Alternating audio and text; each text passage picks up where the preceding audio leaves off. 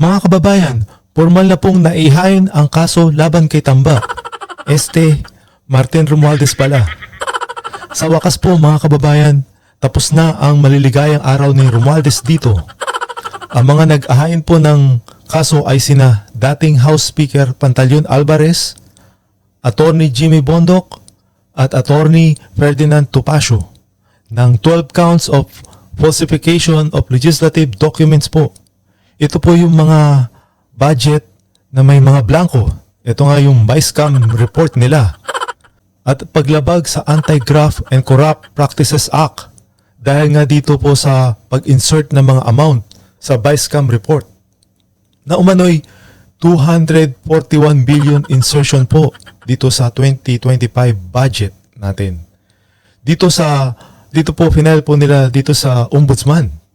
Ang mga kinasuhan po ay sina House Speaker Martin Romualdez na tambaluslos, House Majority Leader Manuel Jose Dalipe na tambaluslos din, na tauhan, Representative Saldi Co, isa ring tauhan na tambaluslos, Congresswoman Stella Kimbo na tauhan na sobrang social girl talaga, at iba pa ngayong Lunes, February 10. Ito po, panoorin po natin yung paano pag-file ni dating House Speaker Pantaleon Alvarez sa Ombudsman. Panoorin po natin mga kababayan. Formal na po naihain ang kaso laban kay Tambaluslos po ni dating House Speaker Pantaleon Alvarez. Diyan po yan sa Ombudsman. Yan po. Kung makikita nyo po, pinirmahan nyo na po, nag-file na po sila. Nung una, ang sana inisip namin, yung violation lang ng revised penal code. Ngayon may nagsabi na sa dami ng nilabag na batas, bakit hindi natin i-file lahat ng kaso na po pwedeng i-file? Tama ho.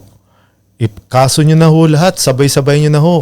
Para isahan na lang, para hindi ho nagtatagal na ho yan. Para po mapanagot na ho to. Mga talongges na to mga to. Akala nila ho, maluloko nila ho tayo. At kaya nila tayong linlangan. Hindi po tayo magpapaloko sa kanila. Dapat ho, umaksyon na po tayo dito. Dahil napakalaki po ng bagay na to. Napakalaking pera po na to. Billion po ito. Billion. 241 billion. Sobrang laki ho nito na ibubulsa lang po nila. Tapos hindi naman po nila itong pera. Ito po ay pera ng taong bayan, mga kababayan. Kaya napagdesisyonan ng grupo na pumunta rin dito sa office ng Ombudsman upang i-file yung mga kaso na nilabag nila sa anti-graft law. Ano yun exactly, sir? I think Section 3E. Congressman, pwede pa natin mabanggit kung ano-ano po yung mga kaso na silang kakulan? Yung una, syempre, yung falsification ng legislative documents. Yun po, falsification of legislative documents. Ito nga po yung budget na may mga blanco po na ito nga yung Vice-Cam report nila na hindi nila mapaliwanag kung ano, magkano yung nailagay nila doon. Di ho nila masagot ho yun dahil nga ito nga ibinulgar po ni Congressman Ungab at Attorney Vic Rodriguez at siyempre po ni Tatay Digong, at ito po ay kanilang binabantayan sa ngayon. Ito po ang dapat ang issue na inaano natin, inuuna ho natin dahil ito yung budget ng gobyerno na dapat hindi ho mawala lang po dito at malustay ng mga politikong ito. Dito naman sa Ombudsman, yung violation ng Section 3A kung saan ay sinasabi na kung merong kang ginawa na dihado yung gobyerno, no, at nawalan yung gobyerno, ay po pwede kang kasuhan. Ano ba yung ginawa nilang Ano nagpagana yung ugat nito, sir? Ay, yung pagsingit ng imagine 241 billion pesos. Ayan po 241 billion pesos po. Yung pagsingit po daw ng labis-labis dun sa budget. Dahil nga po may mga blanco po yan.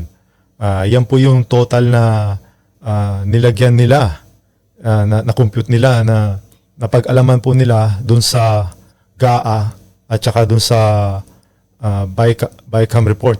Doon po napag-alaman nila at kinumpute po nila yung mga blanco. Yan po yung total na insertion dun sa budget na gusto nilang alam mo na, gusto nilang ibulsa, mga kababayan. Ang laking halaga yan. Oo. Hindi mo pwedeng sabihin na typographical error yan na kinurek ng technical working group. Mahirap po, ang laki ng amount na involved. Ito ba yung mga blank?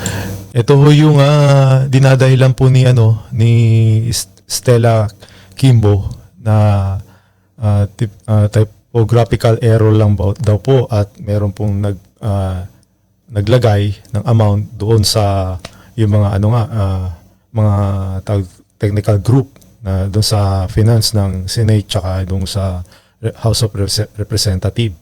So yan po yung sinasabi ni Representative Alvarez. Opo, yan o. Binilang niyo po yun, parang kinumpit na lahat. Marami yung blanco na yon. Ngayon, nung tinignan namin ano yung mga nilagay nila doon sa blanco, tinotal namin, umabot sa 241 billion. Yun po, yun. Napag-alaman nila, yun nga, doon sa mga blanco, ito po yung total. Sobrang laki ho na ito. Billion ho pinag-uusapan dito. Hindi ho million. What more for 1 trillion po? Trillion na pag-uusapan. So, sobra ho itong corruption na to kung mangyayari po ito. Kailangan po natin ipaglaban po si BP Sara dito at wag ho natin hayaan na siya po ay matanggal sa pwesto dahil siya lang po talaga ang pag-asa natin. At naniniwala po ako na wala pong bahid na korupsyon si BP Sara Duterte at ginagawa niya lang po ang tama niyang trabaho at ang ano lang po niya ay magsilbi sa taong bayan at ito nga lagi po iniisip ang ating bansa at mga taong Pilipino. Sir, bakit po 12 yung counts ng falsification of legislative documents? Palagay ko, mas magandang sagutin ni Atty. Topacio yan kasi siya naman yung lead counsel. Well, kaya po 12 counts yan ay 12 times po nilang pinunuan yung mga blanks.